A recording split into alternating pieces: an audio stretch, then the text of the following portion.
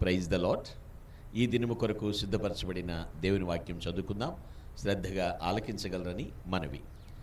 యోహాను రాసిన 3వ పత్రిక 2వ వాక్యం చదువుకుందాం.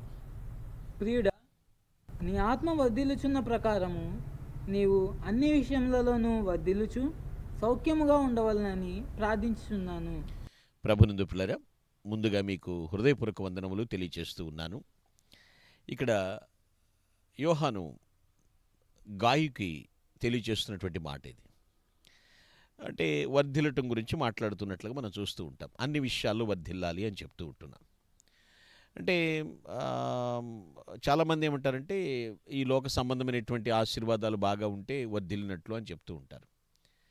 మనము చెప్తూ ఉంటాం, అబ్బాయి అట్లా ఏం కాదండి, ఆత్మ సంబంధ ఆశీర్వాదాలు అంటే ఉన్నట్టుగా అంటున్నాడు.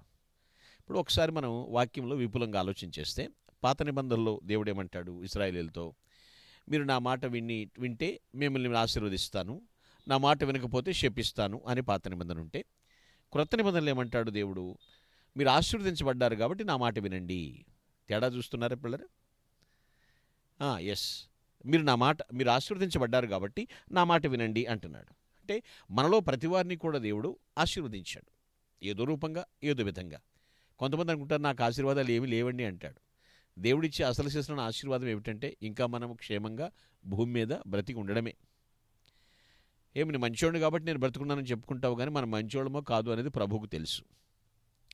అయితే మనల్ని ఆశీర్వదించాడు. పరలోక సంబంధమైనటువంటి దీవెనలతో దేవుడు ఎప్పుడు కూడా దీవిస్తూ ఉన్నాడు. కానీ మనం ఆత్మీయంగా ఇంకా ఎదగాలనేటువంటి కోరిక కలిగి ఉన్నామా? అది మనకి ఈరోజు ఆలోచించాలి.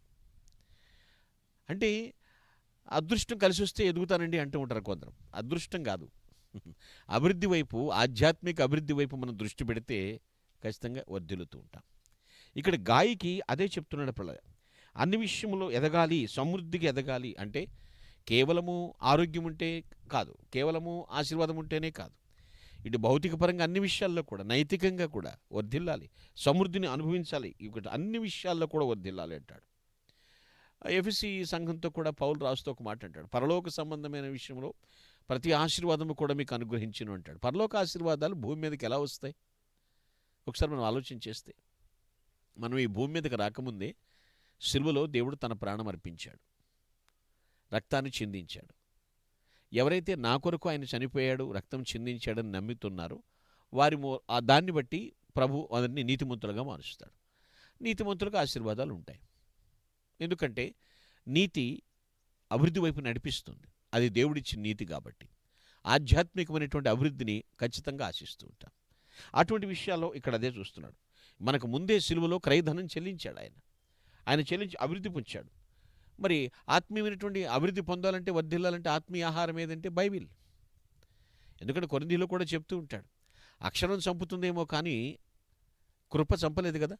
ధర్మశాస్త్రం మనిషిని చంపుడు గురించి బానిసగా చేయొచ్చేమో కానీ పిల్లరా, ఆత్మీయత, దేవుని కృప మనల్ని చంపలేదు కదా. వర్ధిల్లాలి. అన్యులు అంటూ ఉంటారు, లక్ అండి, లక్ అయితే లక్కు బంకబట్టినట్టు పట్టింది అంటారు. మరికొందరు ఏమంటారు, విధి, తలరాత ఇంతే, ఫేట్ అండి, ఎవరు మార్చగలరు అని చెప్తుంటారు. అలాంటి విషయాలు కాదు పిల్లలు. మరికొంతమంది కష్టే ఫలి, కష్టపడితే ఫలిస్తామంటారు. కానీ వాక్యం ఏమని సెలవిస్తుందో తెలుసా అండి? దేవునిలో ఎదుగుతూనే ఉండాలి. ఏ రోజు విన్న వాక్యం ప్రకారం ఆ రోజు ఆచరిస్తూ ఉండాలి.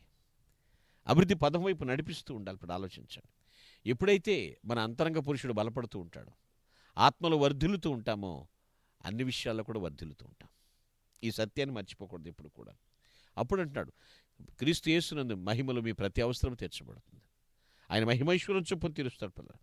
ఆత్మలో వర్ధిల్లుచున్నామా, అప్పుడు అన్ని విషయాల్లో వర్ధిల్లుతూ ఉంటాం. నేను ఒక మాట చెప్తాను, నాకున్నదంతా దేవుడే అయినప్పుడు నా అవసరం అంతా కూడా ఆయనే తీర్చుకుంటాడు. ఇది మనం అనుకోవాలి. నీకున్నదంతా కూడా దేవుడే అయినప్పుడు నీకు అవసరమైందంతా కూడా దేవుడున్నట్టే. నీకు ఏదైతే అవసరం ఉందో అది నీకున్నట్టే. సో కాబట్టి పిల్లరా, అభివృద్ధి, ఆత్మీయత అనేటువంటి విషయాల్లో చూస్తే, అభివృద్ధి అదృష్టమా అనేటువంటి విషయాలను చూస్తే పిల్లరా, ఆధ్యాత్మికంగా అభివృద్ధి పొందుదాం. దేవుణ్ణి ఆరాధించుదుముగాక. Amen. Please all close your eyes. Let us pray.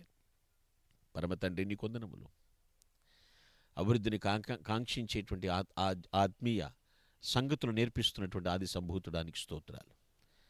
మేమందరము మాకు అదృష్టం కలిసి రావాలని ఎదురు చూడటం కాకుండా, మా విధి ఇంతే అని సరిపెట్టుకోకుండా, కష్టే ఫలి అనేటువంటి మాటలు మాట్లాడుకోకుండా, ప్రభు ఆత్మదేవా నీ యందు మేము ఆనందించేటువంటి కృప దయచేయండి.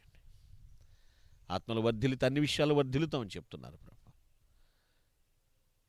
ఖచ్చితంగా నీలో వర్ధిల్లి కృప దయచేయమని ప్రభుని క్రీస్తు పెట్టి వేడుచున్నాను పరమ తండ్రి. Amen. Glory to God. Thank you అనడాలి. May God